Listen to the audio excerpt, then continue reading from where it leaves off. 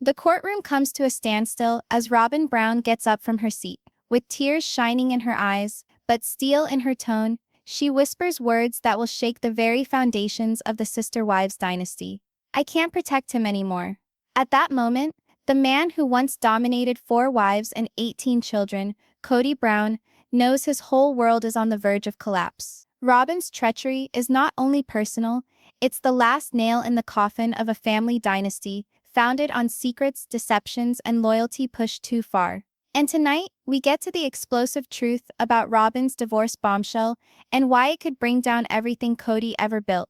Before we start, let me just ask you this. If you were forced to make a choice between loyalty and survival, what would you do? Share your thoughts in the comments, because this tale is going to divide opinions wide apart. It starts not in the comfort of a family living room, but under the cold, clinical lighting of a courthouse. No cameras are permitted inside, but if walls could scream, the tension is claustrophobic. Robyn sits with fists so tight, her knuckles are white, glancing up at Kody, who refuses to meet her eye.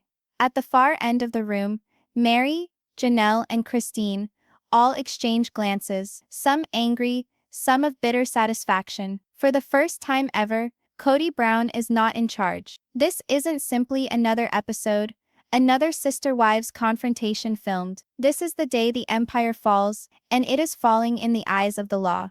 What happens in this courtroom today will determine if Kody Brown is still the head of a family or the face of a scandal that can never be erased. The tale of how he arrived at his moment is a saga of dissolved trust and shifting loyalties. For years, Kody thought Robyn was his safe haven, the one wife who had his back when all the others deserted him. She was the legal wife, the pet, the guardian against the rest of the world. But out of sight, voices of betrayal grew louder. Secrets about money, disputes over property, and the one thing Kody never imagined, Robyn quietly meeting with lawyers to discuss an exit plan. When Christine exited in 2021, the audience believed that was the most significant surprise. When Janelle exited in 2022, the fans gasped. When Meri finally released in 2023, the house of cards seemed tenuous. But none of that is as dramatic as Robyn, the woman he devoted everything to, standing across the courtroom.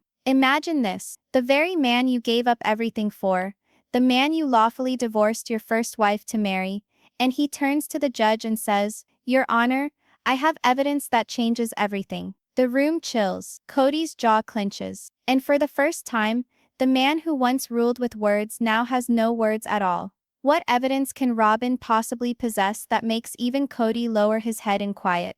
The courtroom scene escalates by the second. Christine, sitting just behind the lawyers, smirks faintly. She recalls the years of exclusion, the years of Kody's iciness, when Robyn came into the picture. Janelle sits more upright, conflicted but resolute. This is not triumph, this is ruin. And Meri, discarded once for Robyn, torn between satisfaction and sympathy. The judge leans in. "Mrs. Brown," he says, "if you have evidence, bring it forward." Robyn's hands shake as she dips into her folder. Gossip had flown around for weeks that she possessed financial information, bank accounts, property transactions, and hidden debts that Kody kept from even his own wives. Now it appears the truth is finally going to emerge. But here's the surprise no one saw coming. Robyn isn't merely attempting to liberate herself, she's bringing down the whole empire. Her voice shakes but gains energy. "For years I was told to keep quiet, to believe in Kody, to keep the family name safe. But I can no longer remain silent. This is not merely a divorce, it's the dismantling of an empire, and Robyn's the one wielding the scissors that slice the last strand." Gasps ripple through the courtroom as Robyn puts document upon document on the table. Secretly signed property deeds, investments that bankrupted the family fortune, and checks tied to business arrangements no one had ever heard of. The paper trail is indubitable. Kody's face reddens with rage, but beneath the anger is something worse. For the other wives, the moment is uncanny. All those years of suspicion, of murmured doubts, of lying awake at night, wondering where the money was being spent, all validated in the course of minutes. Christine nods towards Janelle and whispers, "We were right all along." Janelle simply nods, compressing her lips. Kody finally speaks up.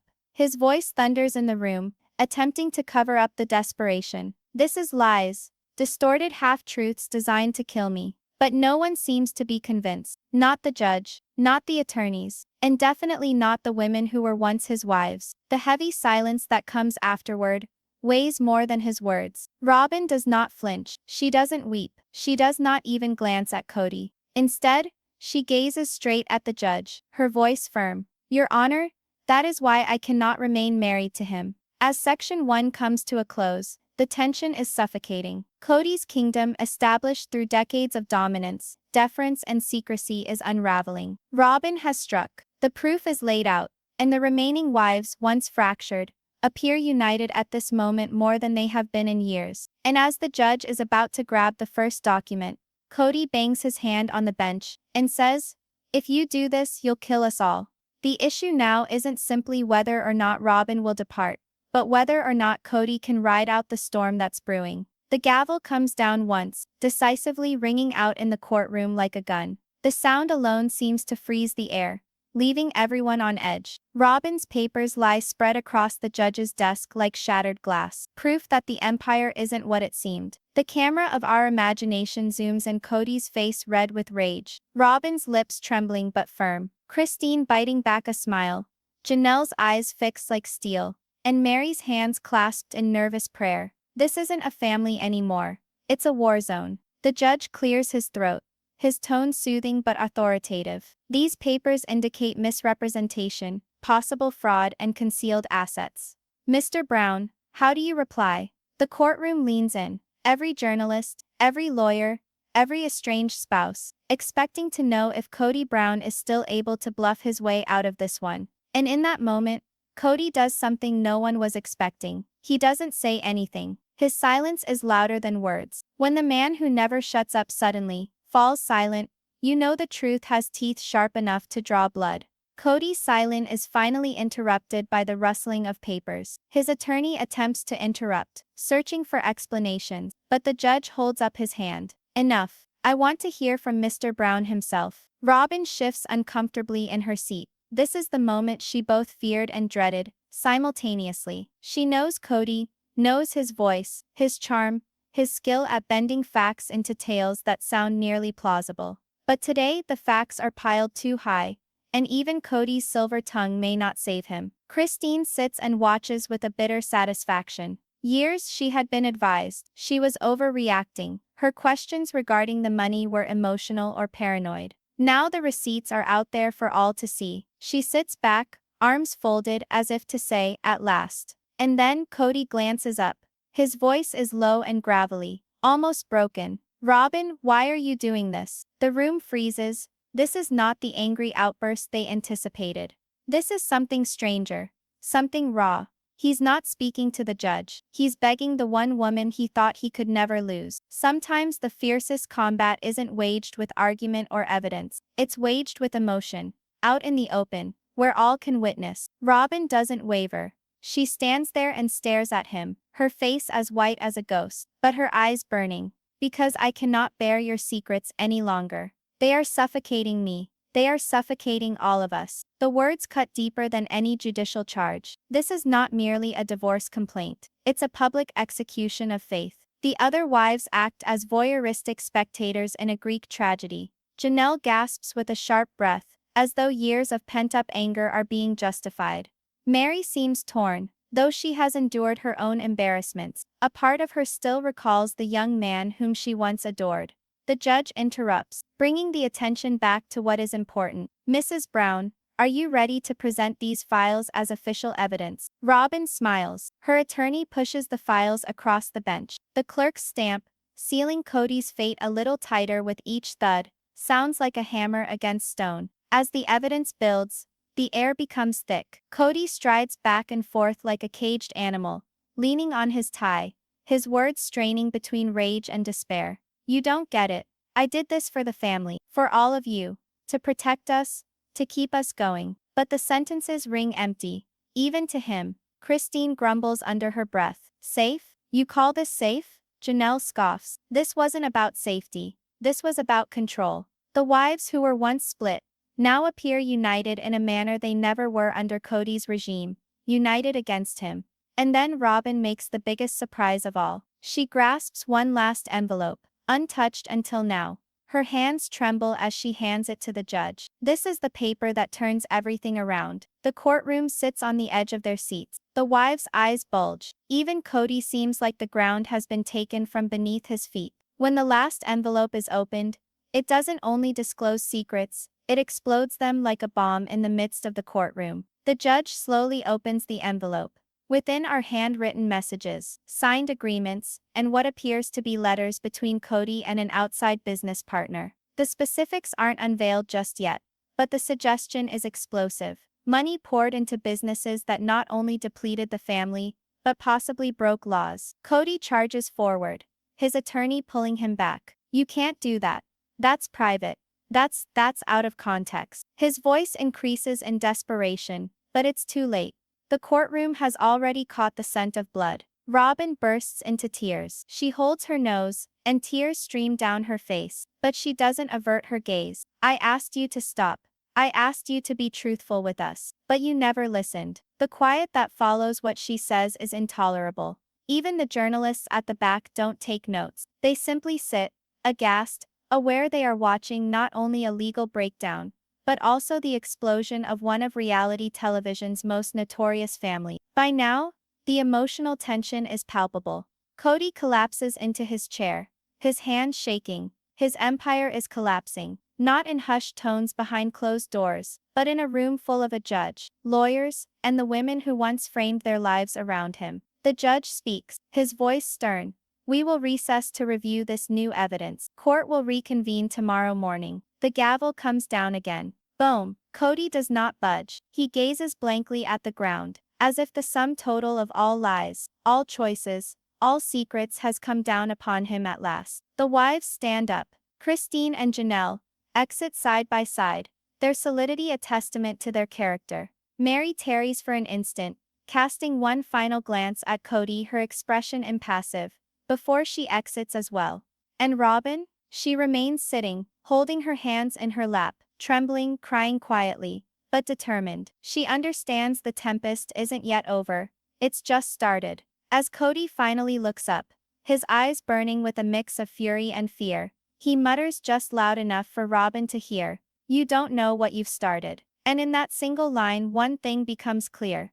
This isn't just about divorce anymore. This is about survival. The courthouse steps are mobbed with reporters the next morning. Cameras click, microphones held out, voices crying, "Robyn, why'd you turn against Kody?" Kody is the sister wives dynasty over. The Browns fight their way through the throng, each step a fight against the maelstrom of headlines blanketing them. For years they basked under reality TV spotlights. Today, those spotlights are like interrogation lamps, shining on all the cracks, all the secrets. In the courtroom, the air is heavier than ever before. The judge sits, his eyes piercing with resolve. This court is ready to hear evidence from yesterday.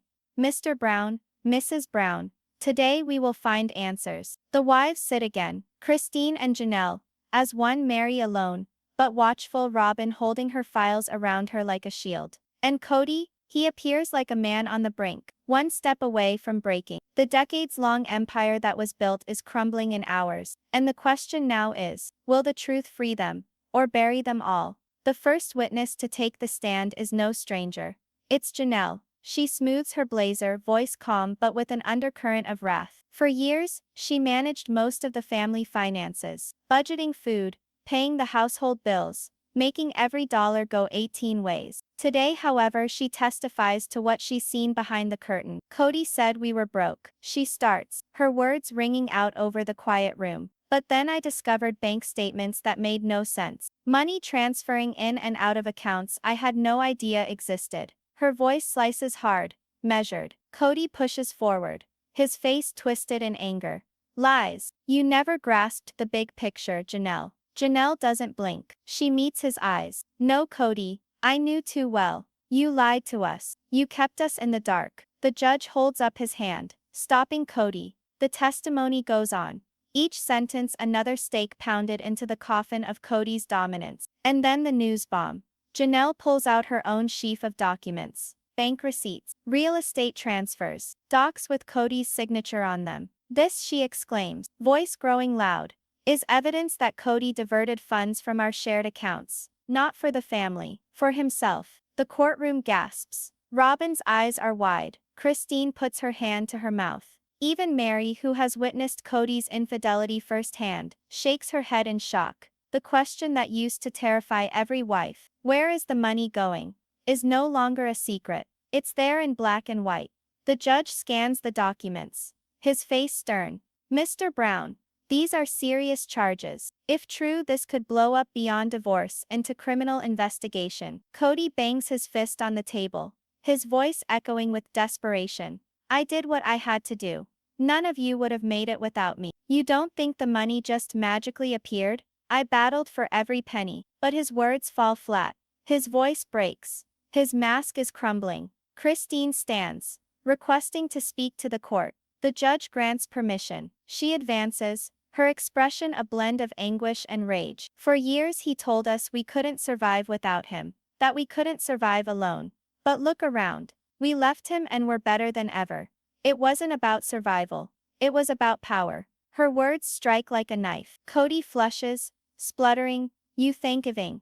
But the judge interrupts him. Decorum must be preserved. And then from the rear of the courtroom, a voice is heard. A businessman who used to work with Kody has been summoned to the stand. He strides out, unruffled, composed with a briefcase. The wives look on in anxious expectation. They didn't know this was going to happen. Even Robyn seems taken aback. The man steps forward. I'm David Harper. I worked with Mr. Brown on various enterprises, and I have documents you'll want to view. He pushes out documents from his briefcase that dwarf the existing evidence as child's play. When friends turn witnesses, the playing field is altered.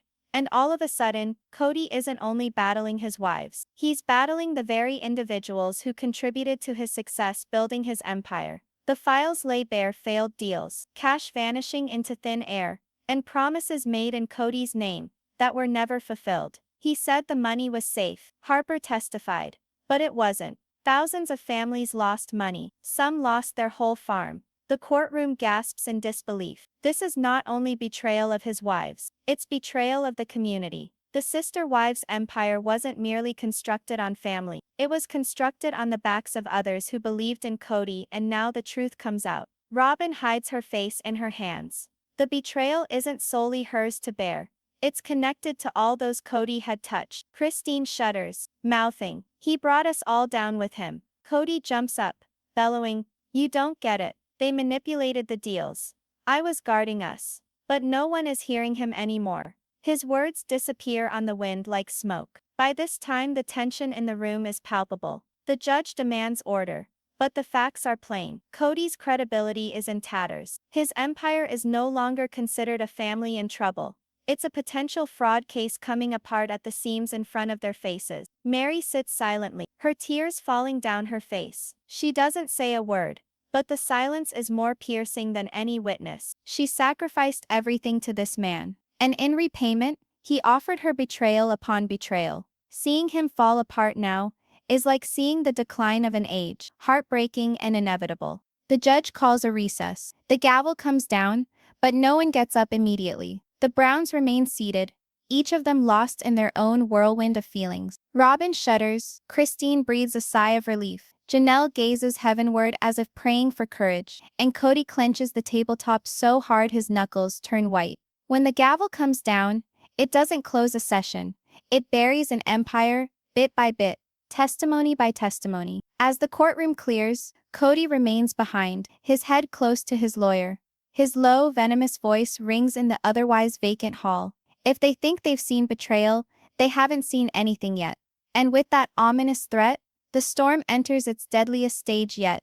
The courthouse is shadowy today, not in light, but in attitude. The corridors seem chillier, the steps more weighty, and even the atmosphere seems to have a current of fear. Reporters stand along the stairs outside, speaking in hushed tones of fraud, deceit, and the destruction of America's most celebrated polygamous clan. But within, something much more sinister is fermenting. Kody is seated at the defendant's table, his hair rumpled, his eyes red. He appears less like a patriarch, and more like a man standing trial for his soul. Robyn, across from him, dabs her tears, her frame shaking, Christine and Janelle whisper to one another, their bond forging like steel. Meri is seated alone, silent, unreadable. The judge's voice cuts through the drama. Today, this court will hear the most important testimony to date. The truth about the financial breakdown of this family will at last see the light of day. The courtroom is not only a court of judgment today, it's an execution field, and the judgment might end more than a marriage. Is Robyn herself. She makes her way deliberately to the witness stand, her trembling hands resting on the Bible. "Do you swear to tell the truth?" the clerk asks. "I do," she whispers, though a crack runs through her voice. Robyn inhales a deep breath, her eyes locked on the judge. "I trusted Kody when I married him. I trusted in his vision. He said I was his partner, his number one wife. But what I learned over time is he did not want a partner.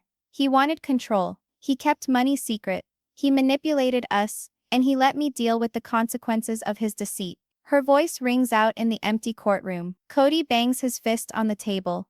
"That is not true. You are misrepresenting everything." But Robyn does not even glance in his direction. Her tears flow freely now, but her voice becomes stronger. "He said to me if I ever said anything, I would ruin everything. And perhaps I am. But I can't keep it inside anymore." The crowd leans forward as Robyn grabs a tiny USB drive from her pocket. This is it all.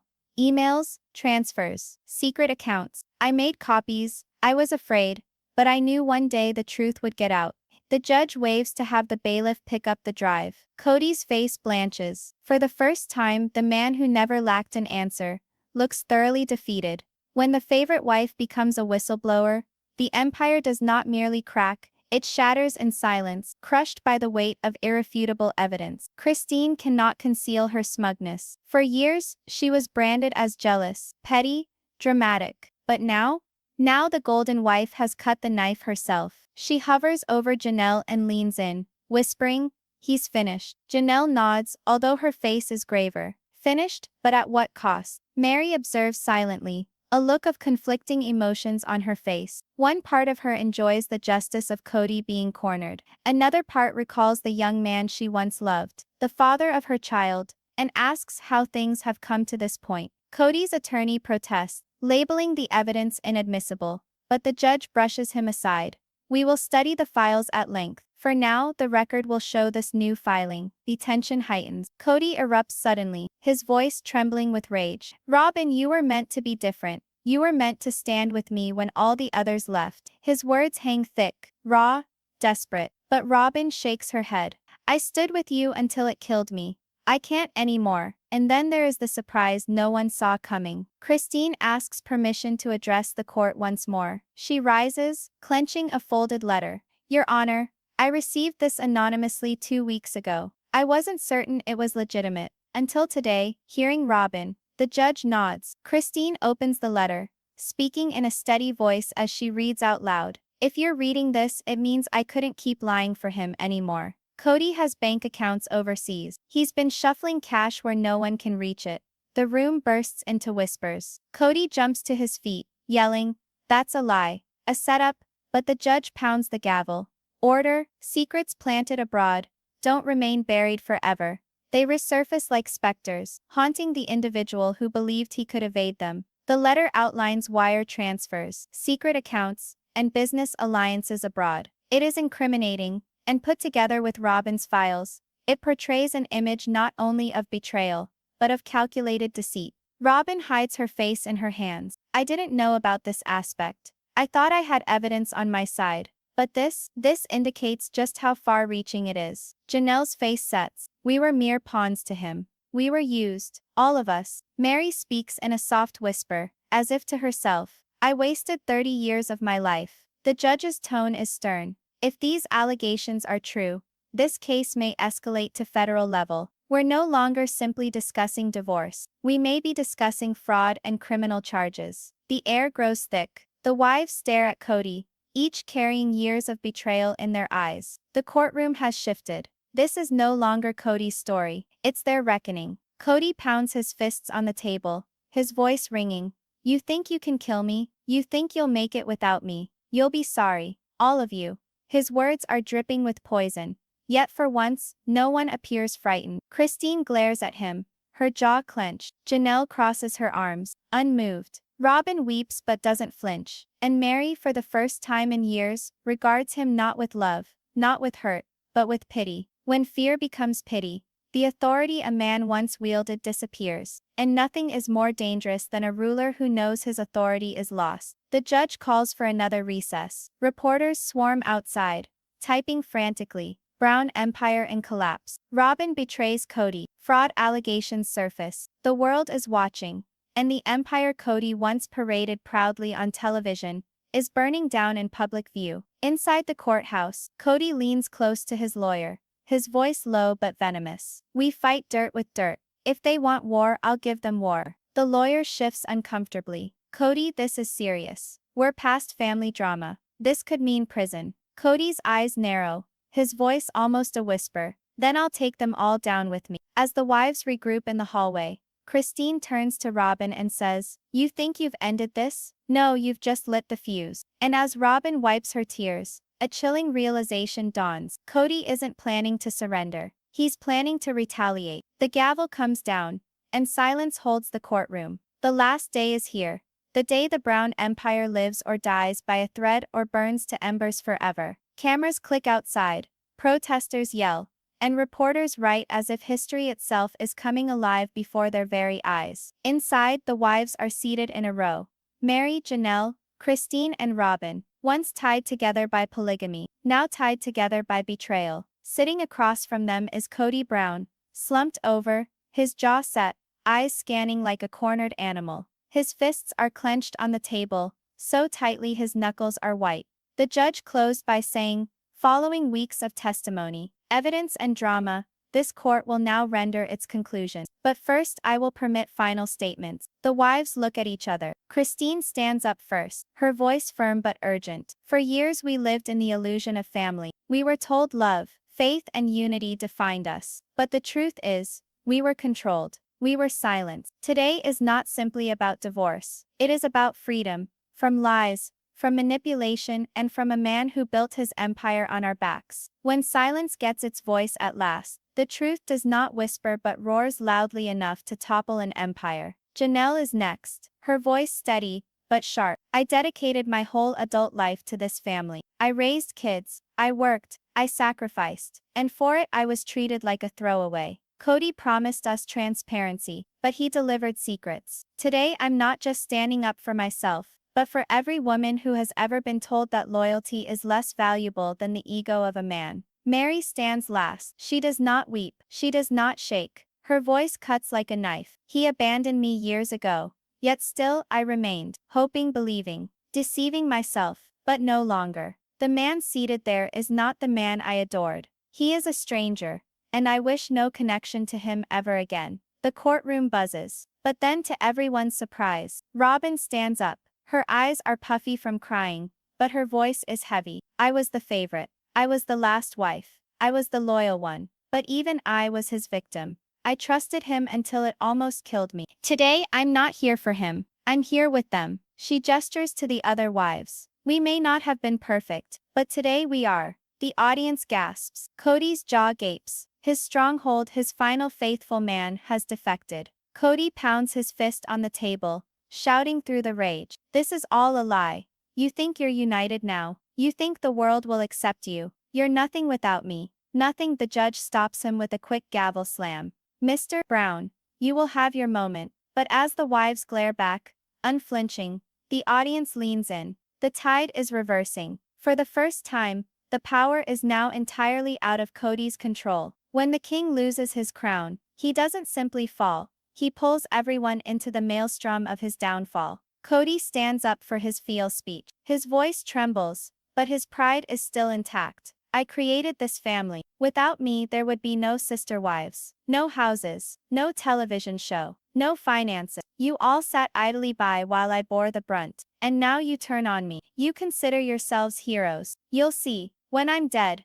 it all comes crashing down." His words ring out, bitter and venomous. But rather than fear, the wives share a glance of relief. Janelle breathes. He still doesn't get it. "We don't need him anymore." The judge clears his throat. The court has considered the evidence submitted, including financial statements, testimony, and documentation. It is the decision of this court that the Brown family accounts were improperly handled, with intentional withholding of funds. Asset division will be in favor of the plaintiffs. In addition, claims of fraud will be referred to federal investigation. Gasp. Reporters scramble. Kody's face pales. Fraud. Federal investigation. Time in the slammer. The man who once paraded on TV reality shows now faces the threat of losing everything. Christine turns her head, meeting his gaze. You always said God was on your side. Maybe he was, but not anymore. The room is silent. The judge bangs the gavel one last time. This case is adjourned.